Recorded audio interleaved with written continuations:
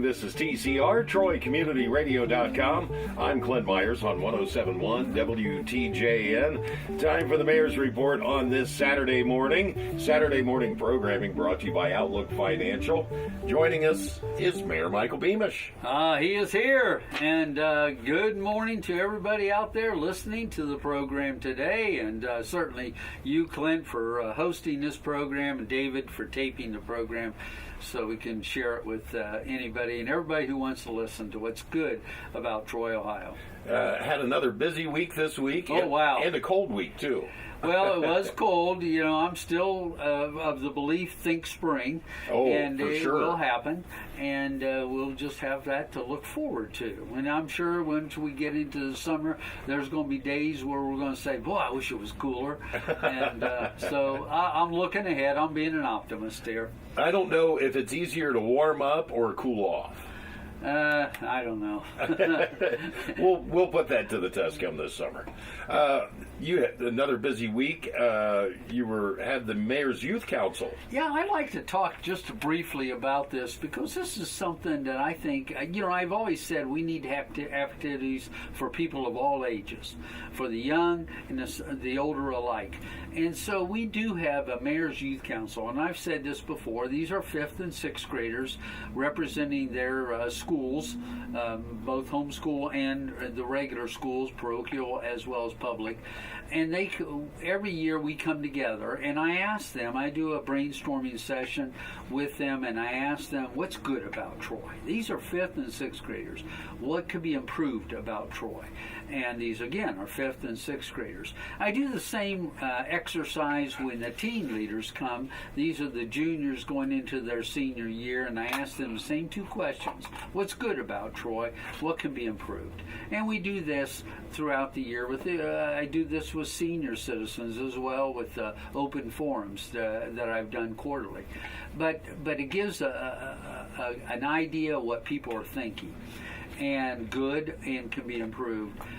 This past week, I also had our superintendent of schools, Chris Piper, new to the community, doing a great job. And I wanted to I know he's been doing coffee chats around the community, listening to what people are thinking. And I thought it'd be a great idea. Come and listen to some 5th and 6th graders, see what they're thinking. And so we did that. And I've done that exercise for years as part of the Mayor's Youth Council. And so what we do is we collect that information and we send it out to the different departments, the different council, the different school board, different, wherever that they bring up, I will send it to that department or that organization. Gotcha. So that they understand what young people are thinking.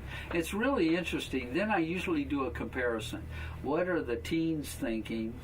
And what are the young people thinking? Compare that with what we hear from the older set of community. Well, the input is going to be what leads us, and when you're talking about the little ones like that, they are looking ahead. They're going to get their turn at bat. Well, they're going to be the leaders of the future, so we need to start seeing what they're thinking and what their vision is, at least from their perspective at that age. For sure.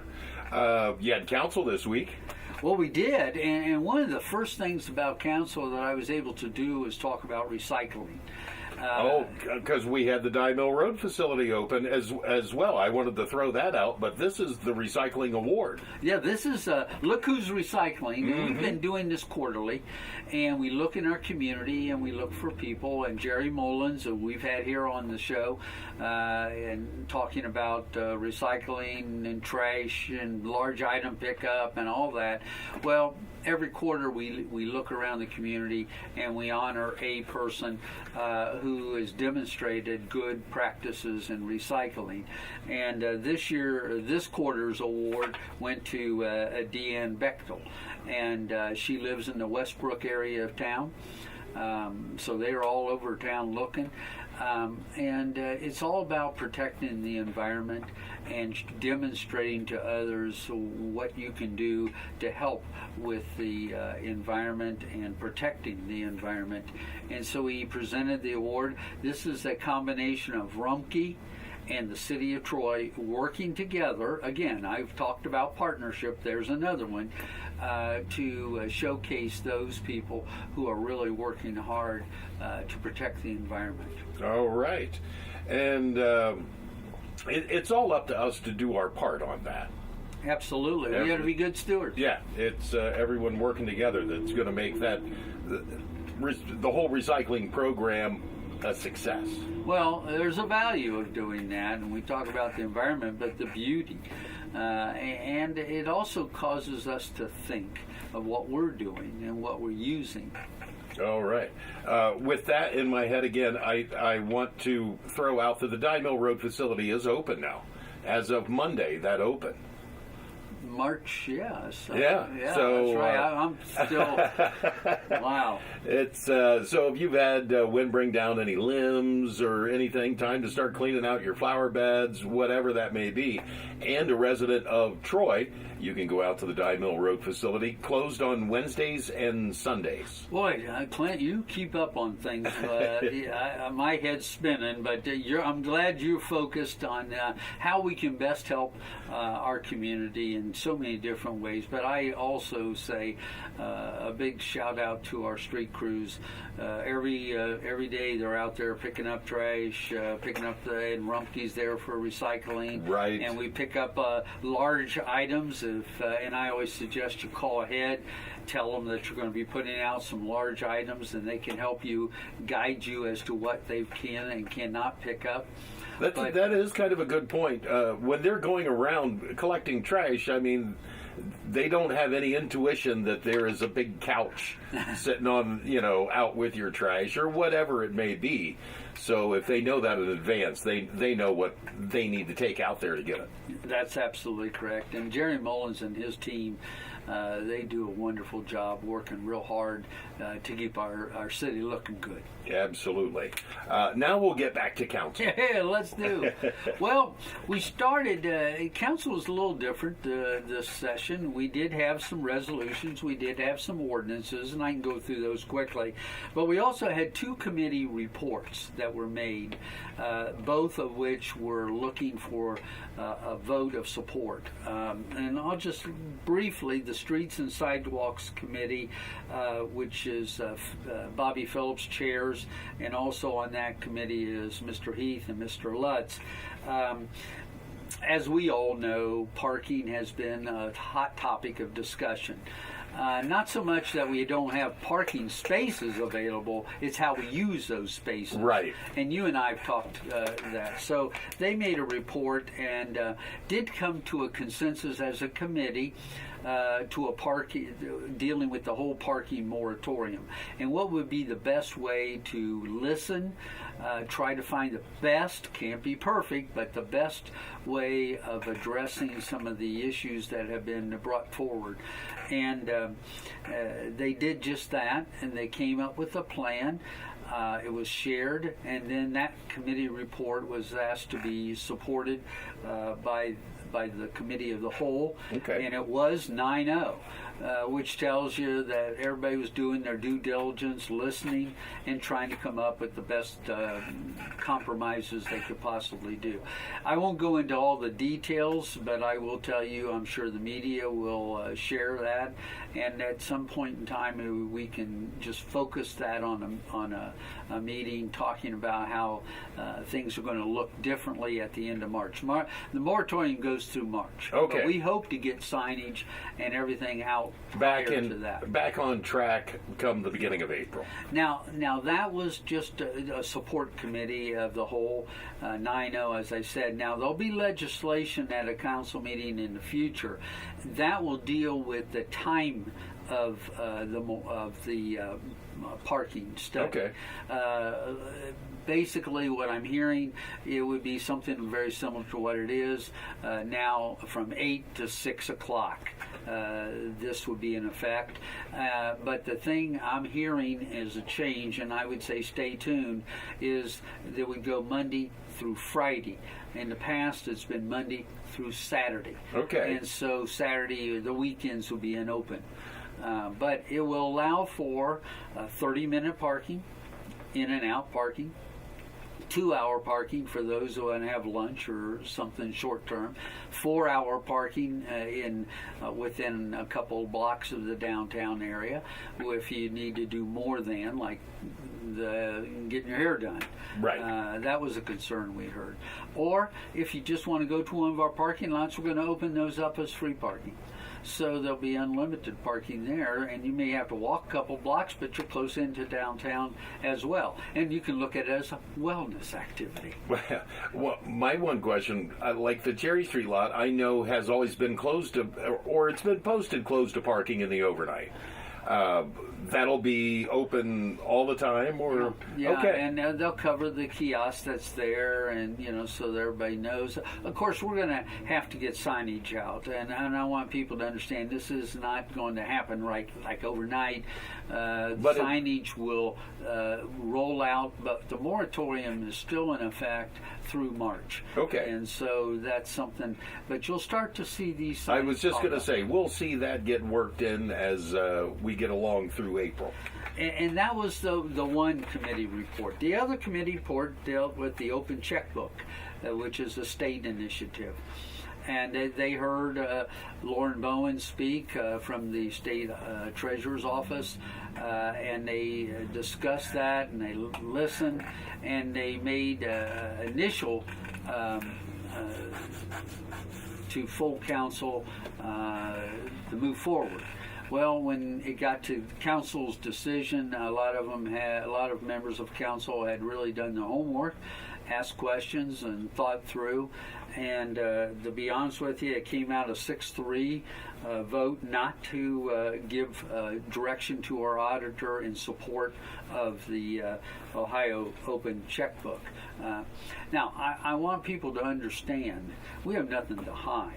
In fact, I think I shared at the initial discussion. The city has a great credit rating. We have clean audits, and also audits with distinction, which means no citations whatsoever, which means we are good stewards of taxpayer dollars. That should send a message to people that we're doing something right. And I think a lot of our members on council, can't speak for each of them individually, but I think they saw that. And they also saw many things have been taken away from local governments through state mandates. Local government funds to the tune of over $1 million a year, taken away from local communities like Troy. And they were just concerned that this might eventually go if they saw how much we had or how well we were doing, that they would take things away. So they rethought it. 6-3 was the final vote, not to go to the state open checkbook and recommend that to the auditor. Now, the auditor is the person who can accept or not participate, okay. But he is very confident, and it's quite an honor to he and other auditors in the city, because we've won awards for years on good stewardship of taxpayer dollars. So, and if there's certain issues, everybody can ask. And I know Mr. Frigge really tries to accommodate those questions. All right. So that was the two committee reports. Then we went into council action, and really we had, I think, maybe 6 different, 3 ordinances, 3 resolutions. Let me go through those real quick. One is to bid for an authorization for curbside recycling. We talked about that tonight. Not to exceed $400,000, and that passed 9-0. So we're out there looking for the best way to recycle. Another resolution was the Tax Incentive Review Council, looking at the annual review of our enterprise zone agreements. They're in full, all the ones who have an agreement were in full compliance. That is both with investment and employment opportunities. And so we continue to support that, and council voted 9-0 to do that, just that. The TIF is another tax incentive review. opportunity, mostly out in Town Park Drive area, and it's been profitable, it's been positive. And so with emergency legislation, council supports continuing with that TIF. That took care of pretty much the resolutions. And then the ordinances was one to rezone on Peters Avenue, and that is going from an M2 industrial, M2's industrial, to an industrial plan development, which gives a little more specifics to that area. Again, 9-0 for council support. We've had to discuss with Dayton a Lime agreement with the city of Dayton, and we have done just that. And so we are ready to move forward with that relationship between the two of us, and that again passed 9-0. The last one was just to comply with the firearms and the state law. You know, things change, and we have to comply with that state law. And it was pretty routine, past 9-0, to support and comply with state law and dealing with firearms. So that pretty much took care of council. In the proverbial nutshell. In the proverbial nutshell. And we'll be meeting again on March 18th. 18th is... right. And I will Monday. Put a plug in. On the 18th at noon, the mayor will be giving his State of the City address. And actually, it is a chance for us to recollect, to think back. Both President Baker and myself will be sunsetting out at the end of December 31st. And so it gives us a chance to just recollect on some of the experiences over those many years that both of us have had the opportunity to serve the community. Lots of service there. We will have a brochure, a pamphlet that highlights what took place this past year. I think what you'll see is we've had a lot of positive highlights to share. We got a lot of vision for the future, and we're still able to have money in the bank to do a lot of our projects. Well, I think Lori's already got our tickets, so we are posed and ready to go. Good. This will be your last State of the City. It will. It will. We want to make sure that we show our presence for sure. Well, I appreciate that. And support. I've been blessed over many years to have a tremendous support of our community, and it's just a time when I think family obligations are still there, and my health is allowing me to go visit I was going to say, now's your chance that you can be grandpa. That's right, and still have good leadership to the future. Yes. Something else we can look forward to here in the future, and that's the Sculptures on the Square. I am excited about this year's Sculptures on the Square, and all you have to do is just go down to Hainer Cultural Center and see beyond the frame large statue there, and think there's going to be another one that will be placed in the Kettering Health Network landscape of their new hospital, and then we're going to have 20 other sculptures dotted around the downtown area, all of which many are brand new, difference from Stuart Johnson. It'll take place after the Troy Strawberry Festival, which is... You've said the magic word, Troy Strawberry Festival. And that's underway. The committee's working hard.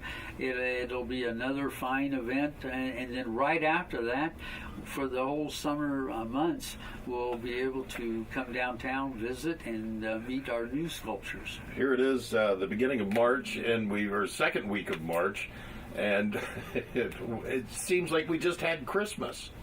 So time is flying by here pretty quick. Anything else you'd like to add in this morning, Mayor?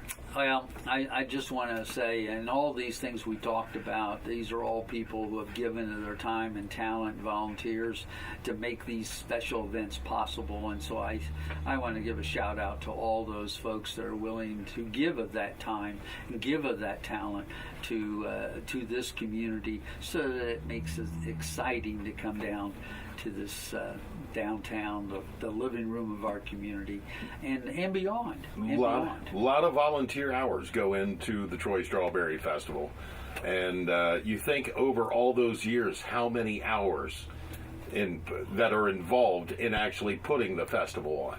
Absolutely, and sculptures are no exception. There are a lot of people that are supporting that exhibit as well. So. Just a lot of volunteers in Troy.